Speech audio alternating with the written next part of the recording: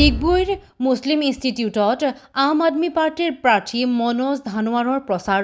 ডিব্ৰুগড় লোকসভা সমষ্টিৰ আম আদমি পাৰ্টিৰ প্ৰাৰ্থী মনোজ ধানোৱাৰে ডিগবৈ মুছলিম ইনষ্টিটিউটত সোমবাৰে প্ৰচাৰ অভিযান চলায়।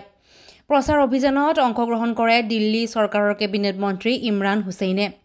নিজ ভাষণত মনোজ ধানোৱাৰে এইবাৰ নিৰ্বাচন গণতন্ত্ৰ ৰক্ষা যুঁজৰ নিৰ্বাচন বুলি উল্লেখ কৰি কয়, বিজেপি নিজ ইচ্ছাত শাসনৰ নামত যি মন যায় তাকেই কৰি আছে।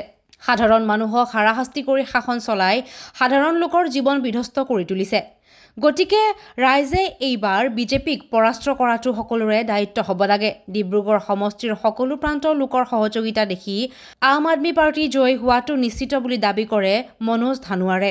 বনাইছে বিজেপিক এবাৰ খেদিব লাগিব বুলি, সেইকাৰণে তেওঁলোকে গৈ পাঞ্জাৱৰ মুখ্যমন্ত্ৰীৰ ওচৰত গৈ থিয় হৈছে তেওঁলোকে। গতিকে এটা কথা ঠিক ৰাইজ, এতিয়া কিন্তু এই সময়টো কেৱল আপুনি ভোট দিব লাগে বুলি ভাবি গ'লে নহ'ব। এই সময়টোত আপুনি আমি যাতে জীয়াই থাকিব পাৰোঁ সেইটো চিন্তা কৰি ভোট দিবলৈ যাব, নহ'লে 24ৰ পিছত আমি কোনো জীয়াই থাকিব নোৱাৰোঁ। 100% আশাবাদী আৰু যথেষ্ট ভাল লাগিছে যে আমাৰ কেন্দ্ৰীয় নেতৃত্বৰ পৰা ইজনৰ পিছত ইজন উপস্থিত হৈছেহি।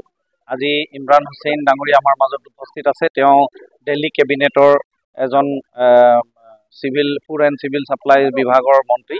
তেখেতো আজি যোৱাকালিৰ পৰা আমাৰ মাজত কেম্পেইনিং কৰি আছে। তেখেতলোকৰ উপস্থিতি আমাক যথেষ্ট উৎসাহিত কৰিছে আৰু কেম্পেইনিঙৰ এটা নতুন মাত্ৰা আমি পাইছোঁ আৰু য'তে গৈছোঁ ৰাইজৰ সঁহাৰি পাইছোঁ। গতিকে মই একেবাৰে 100% আশাবাদী যে এই ইলেকশ্যনটো আমি বিপুল ভোটেৰে আমি জিকিবলৈ গৈ আছোঁ। ডিগবৈৰ পৰা প্ৰদীপ দেৱনাথৰ ৰিপৰ্ট DA 365।